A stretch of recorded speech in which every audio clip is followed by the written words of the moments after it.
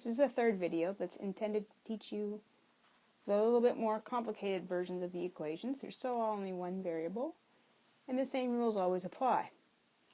Number 1 is, the question says, minus 7 onto 2 minus 8n minus 8 onto 4n minus 5 equals 2n minus 4n. The first order of business is to clear the brackets.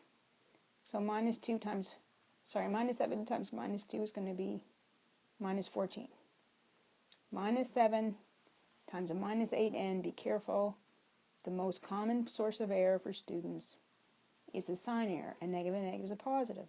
So 56n minus 8n times a 4n, minus 8 times 4n is going to be negative 32n, and minus 8 times a minus 5 is plus 40. On the right hand side, you might choose to gather those two terms together and break it down to negative 2n, or minus 2n. Now you have left in this equation two variable terms on the left, one variable term on the right, and you've got two constants that have got to be separated. I like to put my constants on the right and my letters on the left. Does it matter? No, just a preference. So on the left, I'm going to take 56n minus 32n. I can even just write it all down and not even skip a step.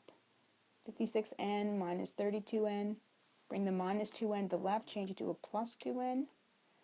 On the right hand side, I'm going to have minus 40 plus 14, or maybe you just change it to 26 on the left, and then it becomes a minus 26 on the right. It doesn't matter.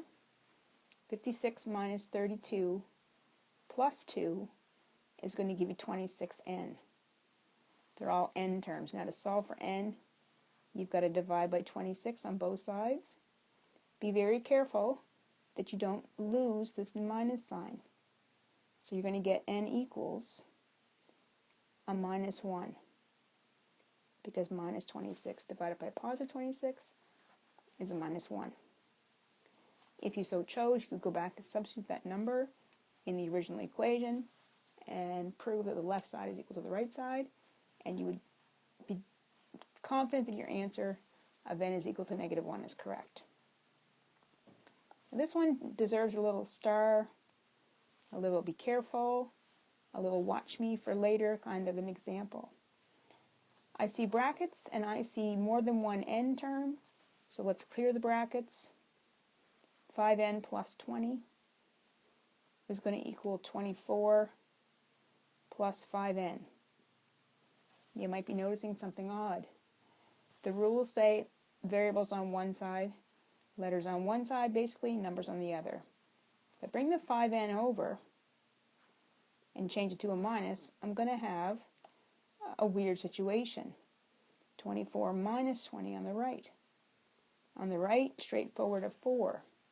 On the left, it's going to cancel. I'm going to write down what you would have if you had 5n minus 5n. You would actually have 0 n's left. That's kind of odd. You could even just make it equal to 0, but then the rest of the question becomes a little less instinctual to solve. Watch what I'm going to do. If I follow the rule and divide both sides by 0, on your calculator, even if you took 4 and divide it by 0, it's going to say either error, it'll say something that lets you know that there's something wrong. And that's because when you take the number 4 and divide it by nothing, it's impossible. And the way we show that in math, in terms of an answer, is we say there is no solution. There's no possible solution for this. I'm going to show you right now another way to look at this. You get down to this line, and you have 0n equals 4. I want you to stop for a second and use common sense. What possible number could I ever substitute in for the n? When I multiply that number by a 0, I get a 4.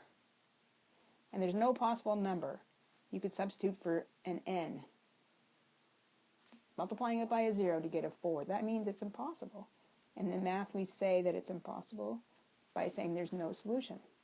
The previous example had a solution of -1.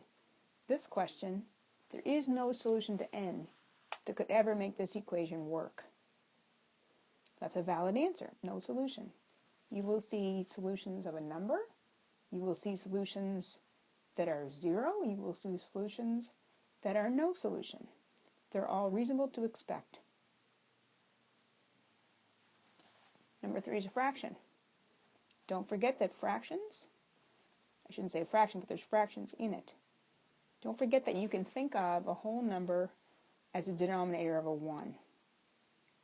A number in the front gets multiplied by everything inside. So 2 over 1 times 3 over 4 would give you 6 over 4. You may want to change that 6 over 4 down to a 3 over 2. Smaller terms. You don't have to, but if you did, that's what you would get. On your calculator, if you did 3 times 3 over 4, you would get 1 1/2, which you would convert back to an improper. 2 times 1 is going to be a 2. On the right-hand side, 2 over 1 times 1 over 6 would be a third. So 1/3 x plus a 4. Now, variables on one side, numbers on the other. You would arrange first 3 over 2x minus 1/3 x. That would equal 4 on the right minus 2. Clearly it's going to equal 2. On the left you can use your calculator or you could do it longhand. I'm going to do it longhand. Make these both out of 6. So 2 times 3 gives you 6. So 3 times 3 would be 3 over 2 would be the equivalent of 9 over 6. And 1/3, 3 times 2 is 6, so 1 times 2, 2 sixes is the equivalent. That would give you 7 sixes in front of the x. If I want to solve for x, I'm going to have to divide both sides by 7 sixes. So carrying on up here, x would equal whatever 2 divided by 7 sixes is, or 2 times 6 over 7, or, in other words, 12 over 7. And that's the value for x. Don't be surprised to see fractions as part of your answers. They are valid. They are reasonable solutions. You will often see them when you have a fractional question. You will have fractional answers. Example 4 has a whole bunch of decimals. Still done the same way. So a minus in front of the m minus 1.9. The minus sign is going to change the signs, everything inside. Currently it's a plus m. It's going to become a minus m. It's a minus 1.9. It becomes a plus 1.9. The minus 6.8 times the 2 is going to become the product of 6.8 times 2. It's a negative 13.6. Minus 6.8 multiplied by 2.9 is going to be minus 17.2 m. On the right-hand side, these are both variables. They are like terms, so minus 2.4 plus 7.3 using your calculator, you're going to get 4.9. And it's a positive number. Now to finish this off, you're going to put all of the variables, so the m terms, let's just say, will come to the left. This one's going to move over, and your constants will move to the right. And that will get you organized and group terms together. So a minus 1m and a minus 19.72m would be minus 20.72m. Bring the 4.9 over, make it a opposite sign. So minus. On the right hand side you're going to have minus 1.9 plus 13.6. Maybe did it together on the left first. Maybe you got the minus 11.7. When you bring it over, it's going to become a positive 11.7. So 20.72, 20.72 minus 4.9 m, that's going to give you minus 25.62 m. Now I want to get the m by itself, and right now the m is multiplied by minus 25.62, so I'm going to do the same thing to both sides. I'm going to divide by 25.62 minus 25.62 on both sides. This is a calculator question. You're probably going to have to round when you're done. So when you get down to your final answer, m is going to equal a negative because it's positive. Divide by negative is a negative, and I've got written down 0.456. I believe I rounded that last one to, I can't remember what it was. That's what I've got written down, I think, 6 or a 7. I can't read my own writing. I believe it's a 6. So just check the rounding. That one might not be 100% accurate. But long story short, decimals are absolutely acceptable and expected when your question started off with decimals in the first place. If in doubt, you can round to 4 decimal places and not write the whole calculator value. That's more than enough for accuracy. Or I guess that would be tens, hundreds, thousands, 10,000ths place.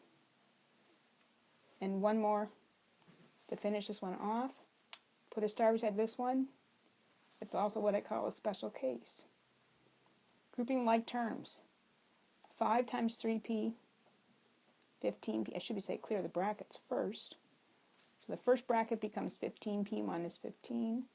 The second bracket becomes 18p minus 15. You put all your letters on one side.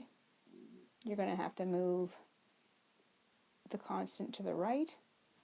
Look and see what happens when you're done. You're going to have 3p plus 15p, 18p minus 18p. You're going to have minus 15 on the right. Bring the minus 15 over, changes to a plus 15. You're down to 0. P equals 0. Now it's time to think. Here's my question. What value for P could you substitute? When you multiply that number by a 0, you get 0. And here's where you get a cool answer. For example, P could be a 3. 3 times 0 would equal 0. P could be a 7. 7 times 0 equals 0. P could be minus 14. Minus 14 times 0 equals 0. P could equal negative 1 1/4. Because that number times 0 is equal to 0. It could be anything. And the way that you show that in math is you say P is equal to all real numbers. There are many answers. You cannot just pick one answer. You've got to show that you know that all real numbers, and we're not talking about imaginary numbers. If you've done some higher level math, you'll know about the letter I. We're not talking about that. We're talking about any number you can come up with, positive, negative, or 0. When you plug it in, you would get left side equals right side of 0 equals 0. That's a special case. So in your booklet, you will find a summary sheet that explains the 4 kinds of answers you can get. You can get a number that could be a whole number or a decimal or a fraction. You can get a 0. You can get a no solution. And you can get an all real numbers. You will see them all. You should learn to get familiar with them. One more video and a couple of demonstrations of a few word problems.